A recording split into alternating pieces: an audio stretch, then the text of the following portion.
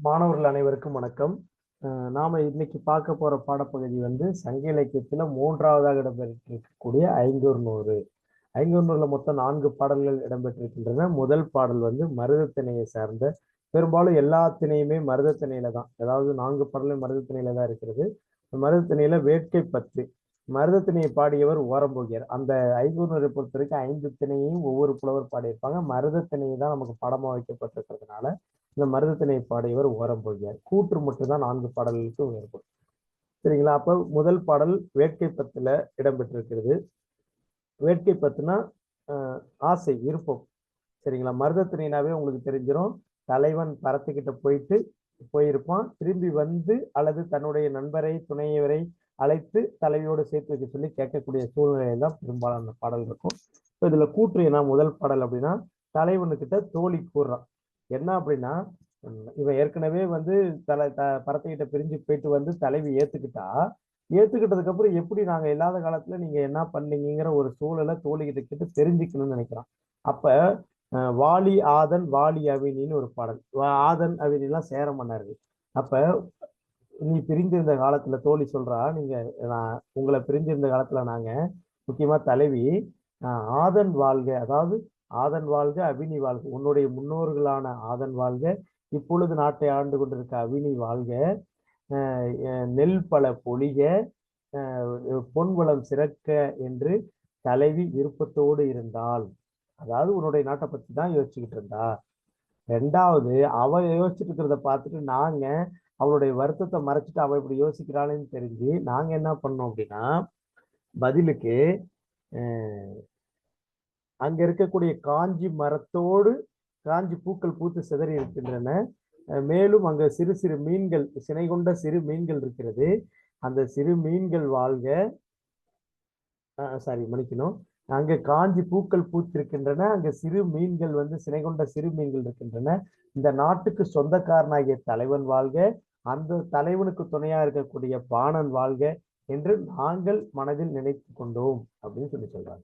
சரியா? அதாவது என்னன்னா, 2 விஷயம். தலைவி நினைக்கிறது என்னன்னா, ஆதன் வாழ்க அவினி வாழ்க, நெல் வளம் பொழிக, பொன் வளம் சிறக்கன்னு தலைவி யோசிக்கிறா. தலைவியோட எண்ணத்தை நாங்க பிரதிபலிக்கணுங்கிறதுக்காக நாங்க என்ன யோசிச்சோம்னா, காஞ்சி பூக்கள் பூத்திருக்கக்கூடிய சினை கொண்ட சிறு மீன்கள் இருக்கக்கூடிய நீர்நிலைக்கு அந்த நாட்டுக்கு சொந்தக்காரனாகிய தலைவன் வாழ்க, அவனுக்கு துணைவனாகிய பாணன் வாழ்க அப்படின்னு நாங்க நினைச்சோம் அப்படின்னு சொல்றோம். ரெண்டாவது, நினைச்சோம்னா ஆசைப்பட்டோம்னு அர்த்தம். அடுத்து 2வது மருதத்திணை பாடல் தான். இதனுடைய சூழல் என்னன்னா, வாயிலோர், அதாவது தலைவனுக்கு துணைவனாக தலைவியை சேர்த்து வைக்கிறதுக்காக, தலைவியும் தலைவனை சேர்த்து வைக்கிறதுக்காக அவன் நிற்கிறான். அவனுக்கு கேட்குமாறு தோழி தலைமகள்கிட்ட சொல்றான். அதாவது தன்னுடைய தலைவிகிட்ட சொல்றான், தோழி தலைவிகிட்ட சொல்றான்.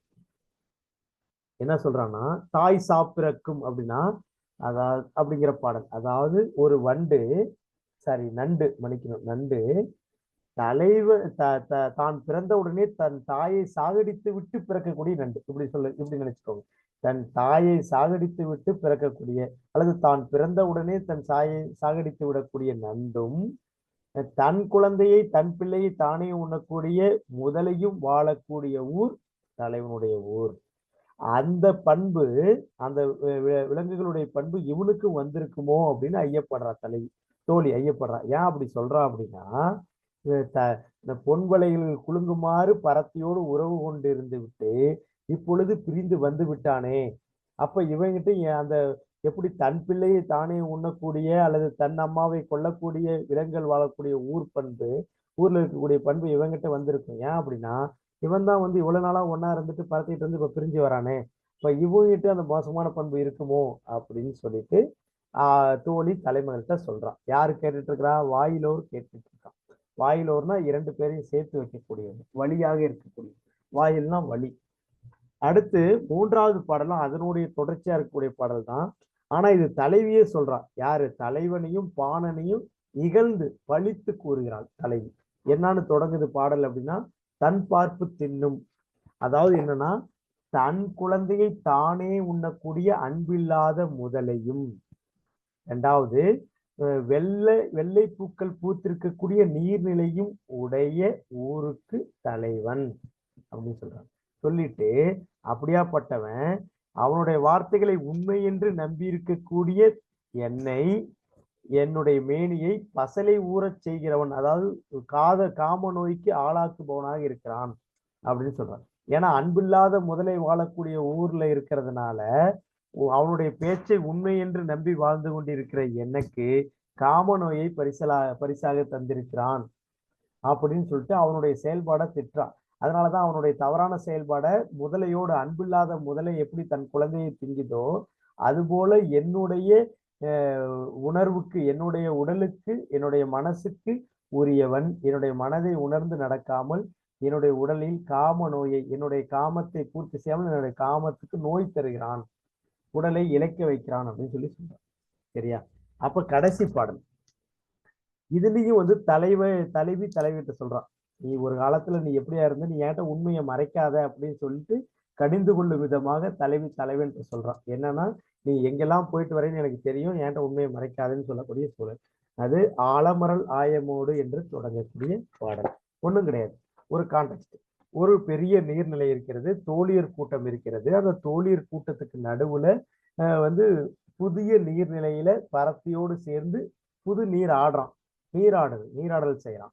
அப்படி நீராடல் செய்யறத பார்த்தவங்க ஒருத்தரும் 2 பேர் அல்ல, பல பேரு அப்படி நீ என்கிட்ட உண்மையை மறைக்காத அப்படின்னு சொல்ற. சரியா?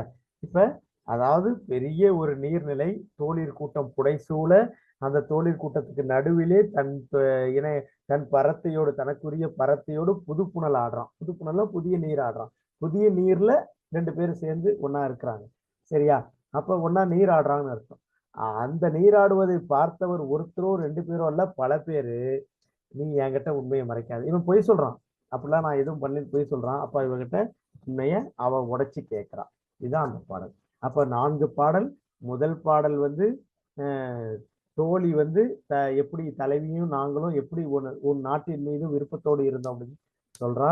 2வது பாடல் வந்து எப்படி இவன் நாட்டுல முதலையும் நண்டு இருக்குதோ அது போன்ற கேரக்டரோ இவன் பரத்தை விட்டு பிரிஞ்சு வந்திருக்கிறானே, பரத்தையை ஏமாத்திட்டு அவள் கஷ்டப்பட வச்சுட்டு வந்திருக்கிறானே, அவன் மோசமான குணாம்சம் கொண்டவனா அப்படின்னு கேள்வி கேட்கிறாங்க. அதுவும் தோழி தான் தலைமகள்கிட்ட சொல்றா. 3வது ஃபர்ஸ்ட் 2 பாடல் தோழி கூற்று, அடுத்த 2 பாடல் வந்து தலைவி கூற்று. இப்ப 3வது பாடல் தலைவி கூற்று என்னன்னா, அன்பில்லாத முதலை வாழக்கூடிய ஊர்ல இருக்கிறவன் அவனுடைய சொற்களை உண்மை என்று நம்பி வாழக்கூடிய எனக்கு பசலையை தருகிறான். இப்ப அன்பில்லாத முதலை போன்றவன் இவன் அப்படின்னு கம்பேர் பண்றா. 4வது பாடல் நீ பொய் சொல்லாத அப்படின்னு சொல்லி சொல்றான். சரியா? இந்த பாடல்களை என்னுடைய காணொளி உங்களுக்கு பயன் தருமானால் மிக்க மகிழ்ச்சி. பயன்படுத்திக் கொள்ளுங்கள் தோழர்களே. நன்றி.